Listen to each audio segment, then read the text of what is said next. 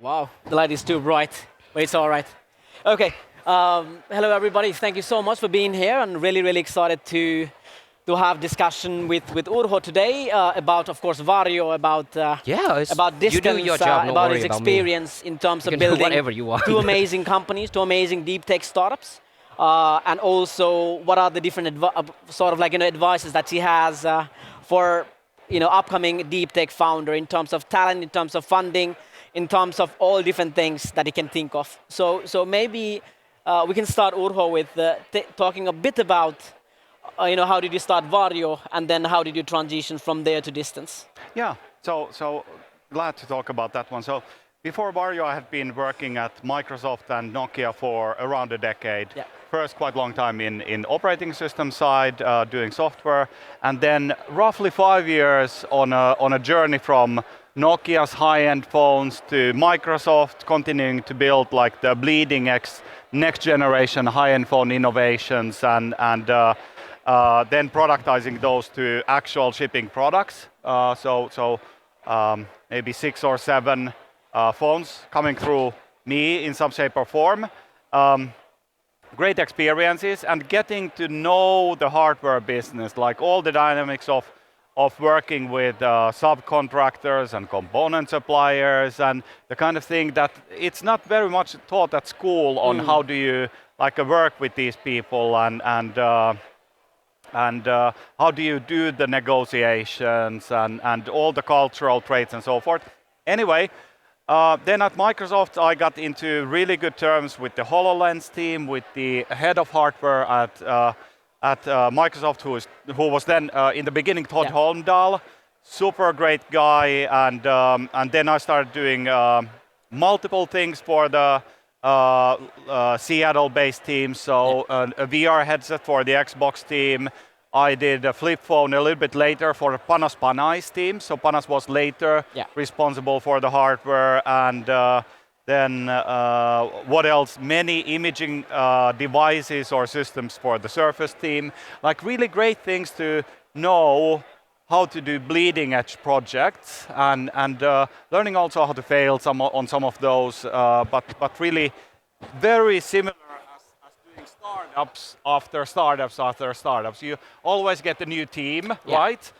So you need to motivate them, and you need to originally pitch for the ideas to some leadership team in a large organization and so forth.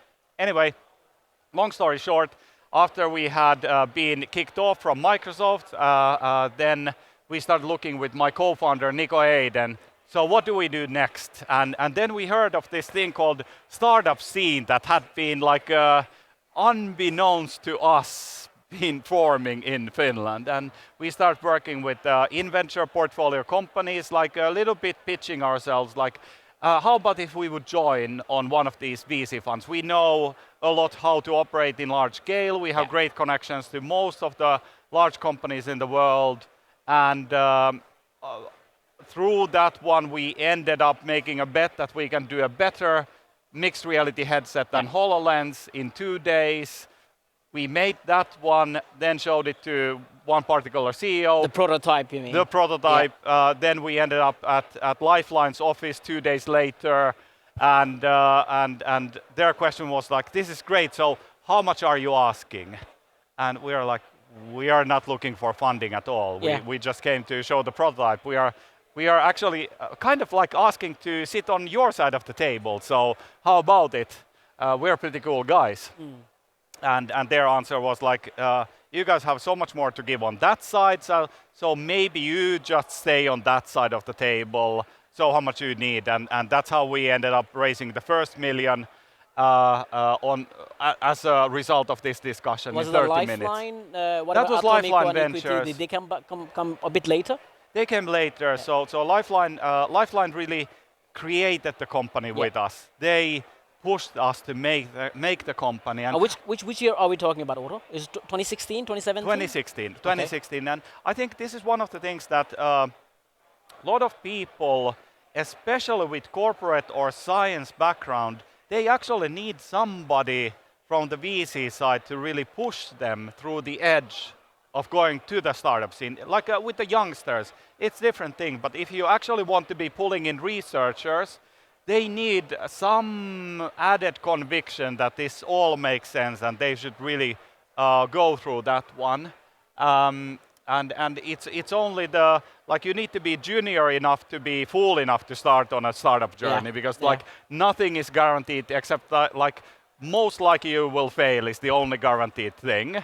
And you need to have a little bit of that childish attitude to be able to do it. So if you have been as a researcher for 15 years working on something, you absolutely have lost that child in you.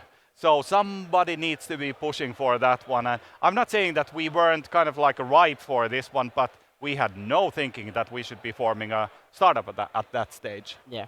And what was the journey in terms of, again, slowly leaning towards a distance? How did it form?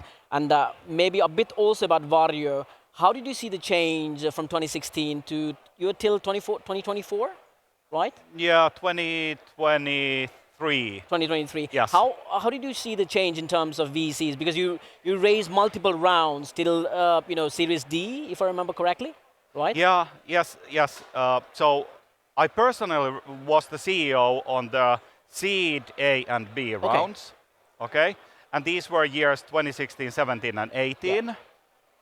Yeah. First of all, I was driving this train as fast as it can possibly go with the attitude that we will run out of money in 1 year's time. And we did. Like on the seed round, we ran out of money twice. And then on A round only once, B round only once. So we kind of like had a progression. I would say that 2016, 17, 18, they were still relatively interesting heydays for the VR and mixed reality market. So fundraising was easier at that stage. And also looking into the kind of like quantity of money we needed to raise, it was easier to raise that one in Europe. Then, after that one going to C, like growth stage, then time started getting tougher in the mixed reality market. Simultaneously, European VCs, you don't have much bigger VCs than Atomico that led B round. So you don't have like that next big VC in there. So we did go a lot to Silicon Valley, also on the B round, to be fair. But then especially C round, D round, I participated on those rounds. And you know, it's like, it's really humbling to go to other side of the world for a single meeting, or maybe, you know, you meet 2-3 VCs and then you present to the whole VC audience, like 20 people, you do the demos and so forth, and then after that one they go like, thanks for coming, and really nice of you to come. Did we fail to mention that we don't invest in European startups? And we also don't invest in hardware companies, which turns out that you're a hardware company. And then, you know, our definition of pre-revenue is 50 million ARR.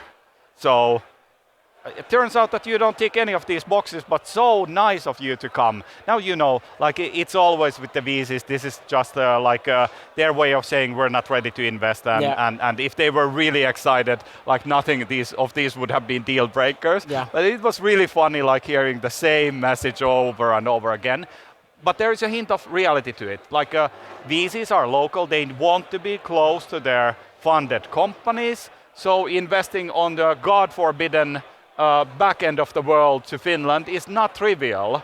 So you need to have really strong conviction to do that one. So I don't know. That part is real as well. How about distance? How did it start in you know, from your side? When did you start working on it in the first place? Like in the summer 2023. I had taken a little bit of time from Varjo, made sure that the table is empty.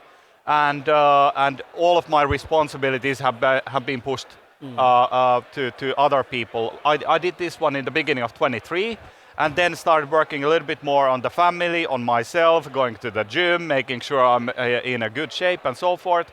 And then in summer started thinking, what should I do next?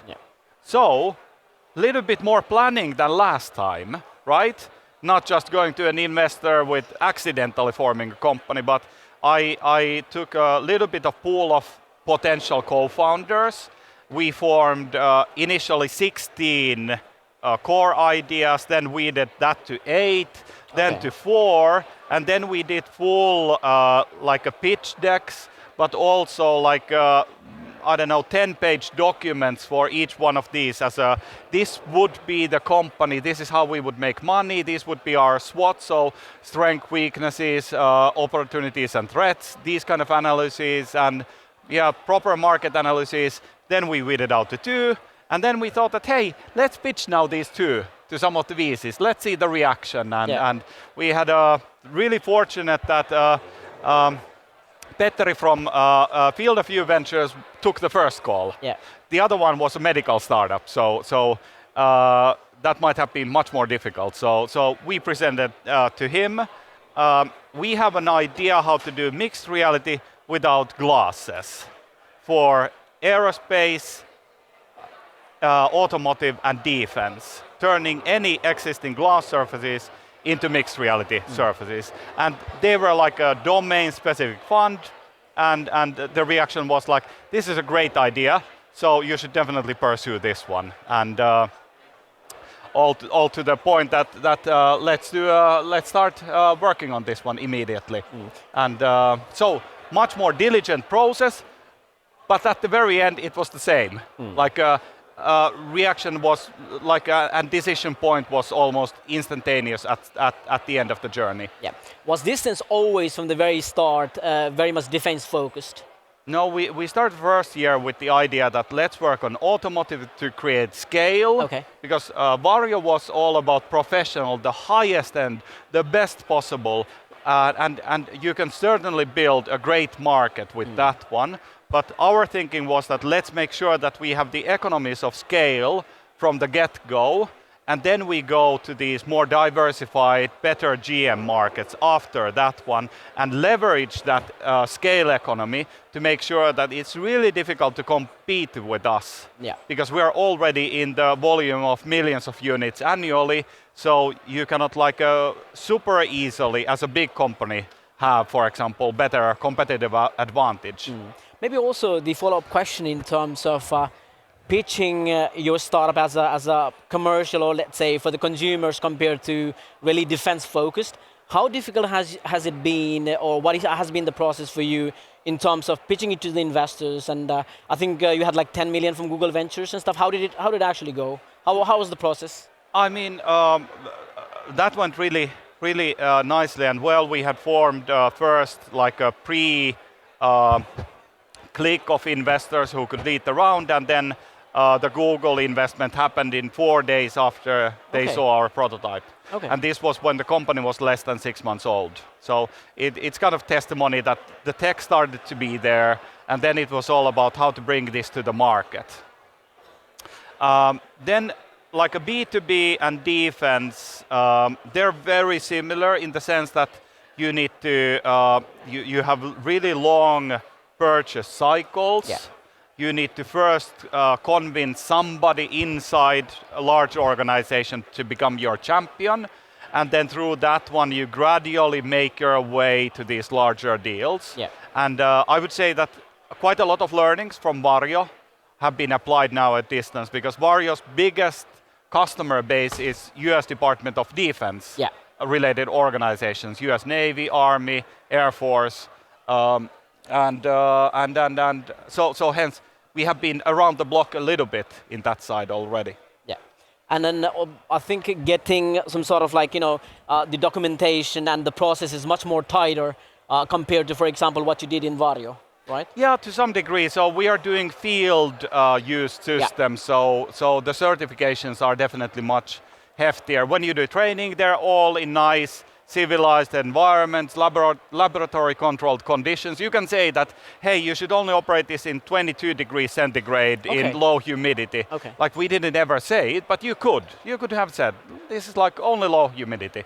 That would have been fine. But then you go to defense and they're like, the first field test will be performed in -40 degree conditions in Lapland. Yeah. And you're like, oh, this will be interesting. You're like at the level that a lot of materials don't actually like to be in that cold conditions, and so Exactly. forth. So that's great. Exactly. One area that I want to touch on is the defense aspect in terms of sovereign aspect. What do you think in terms of collaborating or being independent in terms of creating your own kind of defense tech in Europe? What are your thoughts on that one? So there, we just had a discussion on our company values, and we had done like a grade 6 value like diversification, and our head of hardware was like, I can only remember one company's values really well. I was at Qualcomm, and their values were innovate, execute, and partner. And I was like, wow, that's really condensed. Like you can definitely open up what this means to each of the companies, but that's really great that you like from the get-go outline that we only make business really through partnerships. And I believe this to be really true in defense. Like everybody is simultaneously a little bit competing with each other, but everybody is partnering with each other. So and that's the only way really to operate in that domain. You cannot be like we will build it all and then we will sell it to customers. That kind of model does not easily work. And yes, you can definitely listen to, for example, Anduril's founders speaking that, hey, we built this. Anduril is one of the hottest defense startups in USA. I believe they raised this year alone $5 billion and so forth. Great company. And in the beginning, you could hear their speech being like, we are operating with this kind of consumer new wave of defense startup mindset. So we don't listen to the long tender processes and go to these like multi-year, 5 to 7 year cycles, but we define what is good, we build it, we build the scale, and then we sell it as a ready-made product.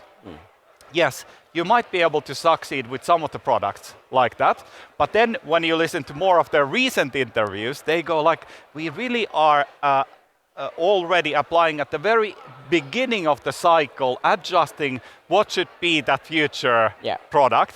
And that's a learning that you have learned that really to operate in that world, you need to be partnering first with the decision makers, then other industry members, and then you create something great, which is actually valuable and applicable, and you don't have political conflicts that, kill your product unnecessarily and so forth. So partnerships, so crucial in defense, in B2B, always. Yeah, absolutely. Otto, you mentioned just a bit about the future aspect, and I would also love to know where you're heading in the next 5 to 10 years. I think 2-3 weeks ago, Financial Times said, Distance is 12th largest deep tech startup in Europe.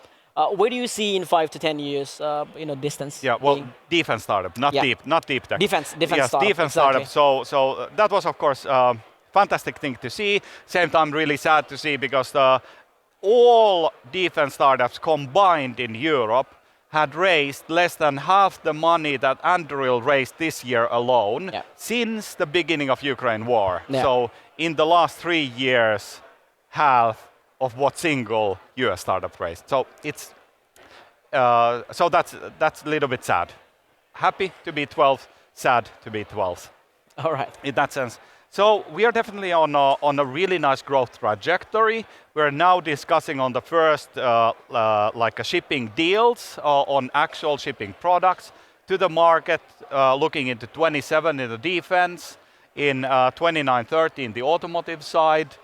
Our goal is to keep it small, maybe 5,000 people in this kind of like 5 to 10 years time, and in the range of one of the largest players in Europe in this side. So not just startup place, but also the big boys league. Wonderful. Really, good luck on that one. One last question before we end this session up.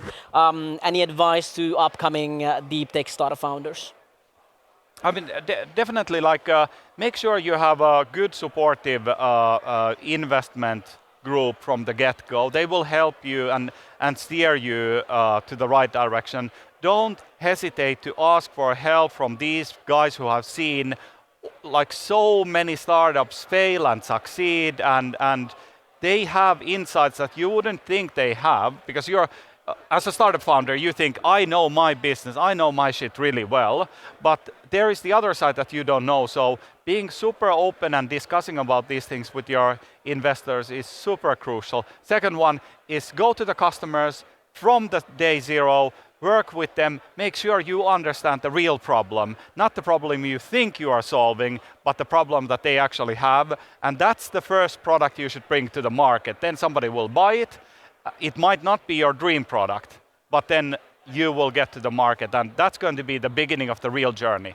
Wonderful. Thanks so much, Urho, for sharing all of those things, and everyone for listening to us, and wishing you all a wonderful event rest of the day today and tomorrow. Thank you. Thank you, Bikas. All right, thanks so much.